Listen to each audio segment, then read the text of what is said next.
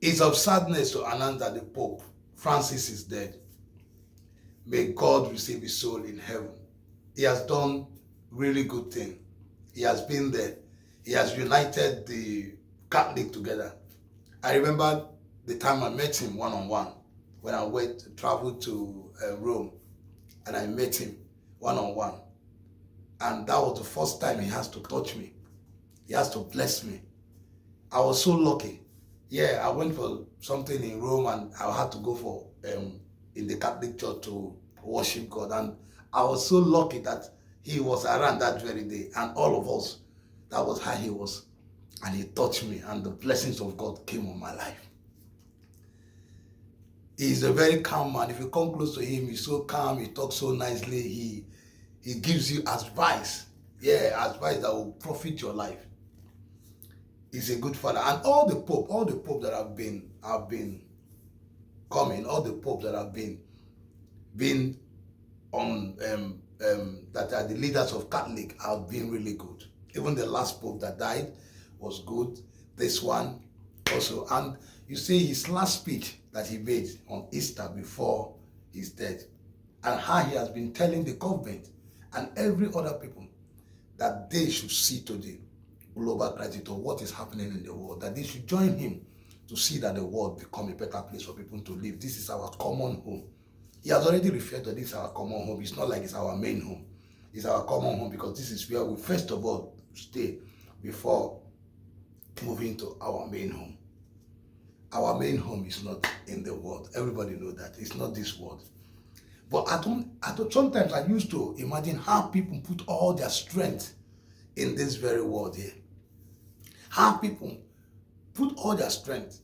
In this world, we are supposed to, all of us are supposed to come together, just like Pope, love ourselves, help ourselves, assist ourselves. Because all of us, this is not our home. It's just a common home. A common, just not permanent. It's temporary. Nobody will ever stay on earth here. It is not made for anybody to stay. That's what people don't understand. It is not made for anyone to stay. Check it, check the history. No matter what we do, everybody, and that is why God is just watching at us. Yeah, God is just watching, and as He's watching, the nature is reducing. The age span. You see, the age span is reducing. We don't know that people don't get to 100 and something years now. People die at the age of 88, 90, 80. The age span is reducing. We don't know what will be in the other that in the other decade of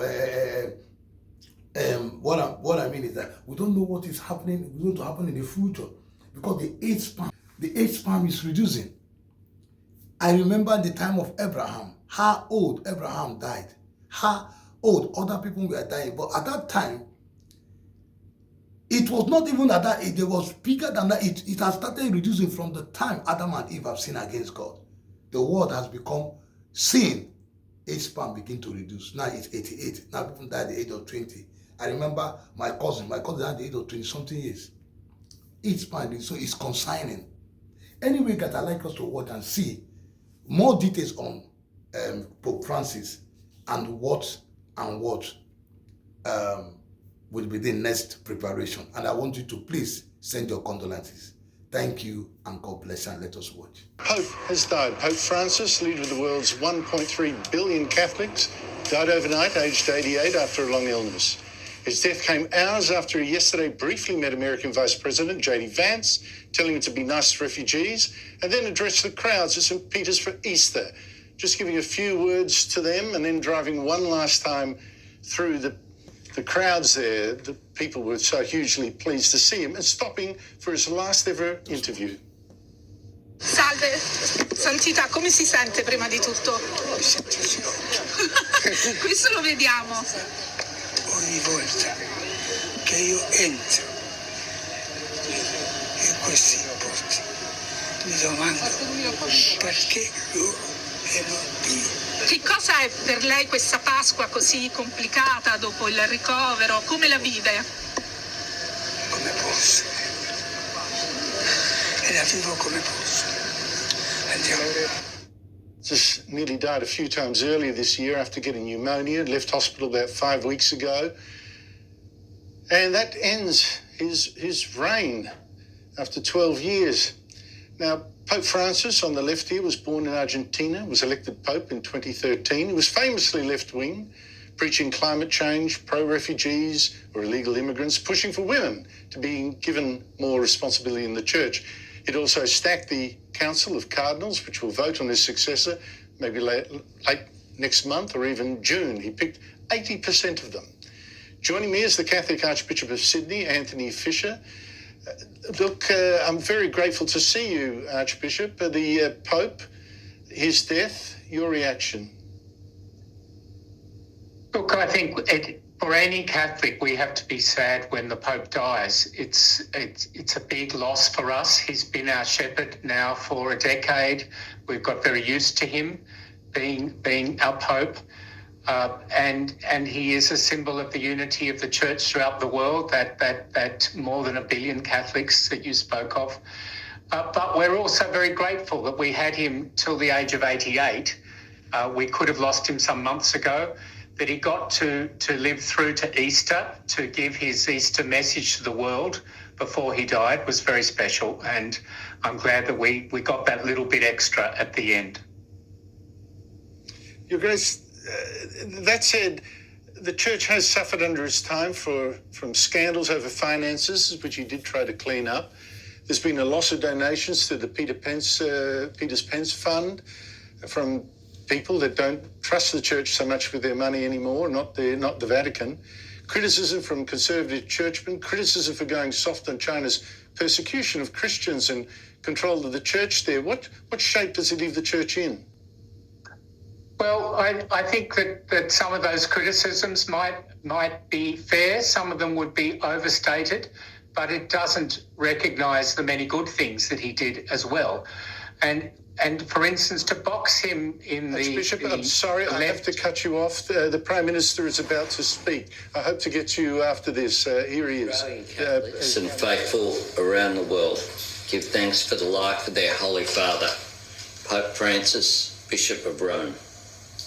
Today, the prayers of more than 1 billion people from all nations and every walk of life go with Pope Francis to his rest.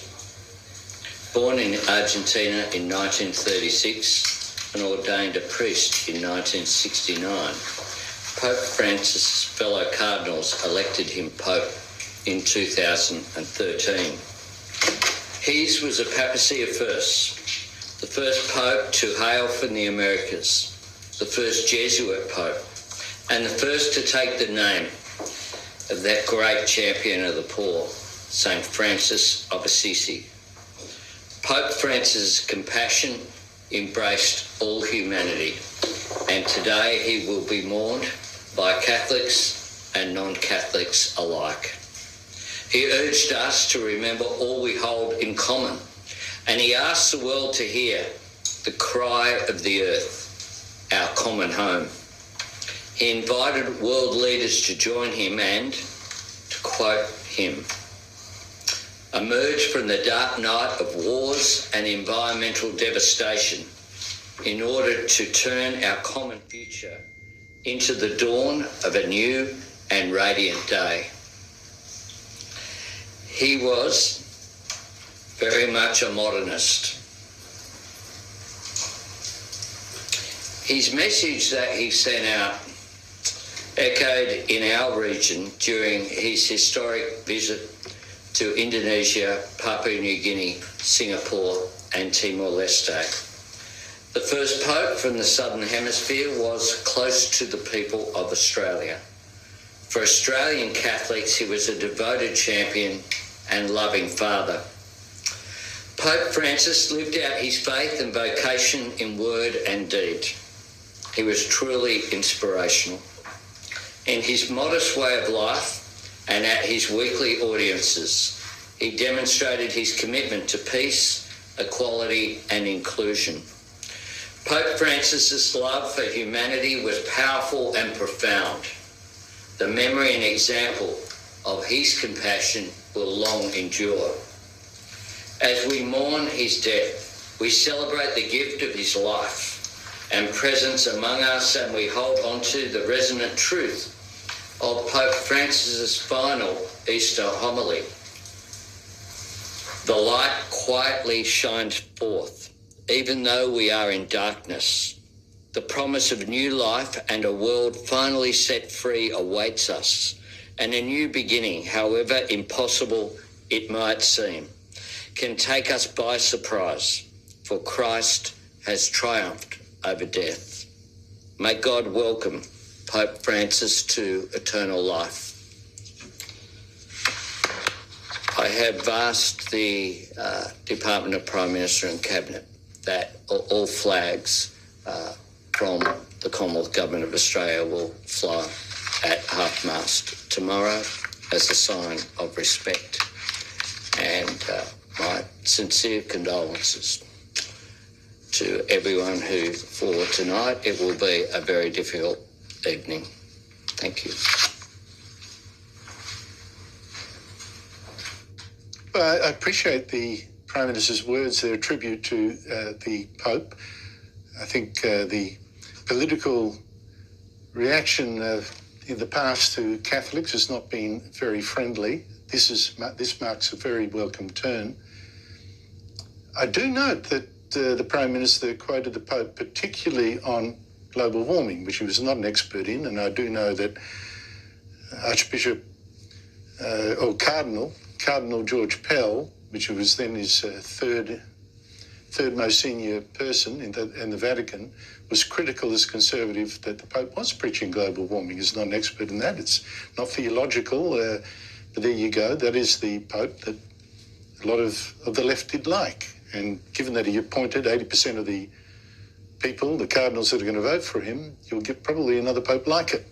I notice he did not appoint Archbishop Anthony Fisher, who's the most senior cleric here, as a cardinal, and that might be a political move. Pope has died. Pope Francis, leader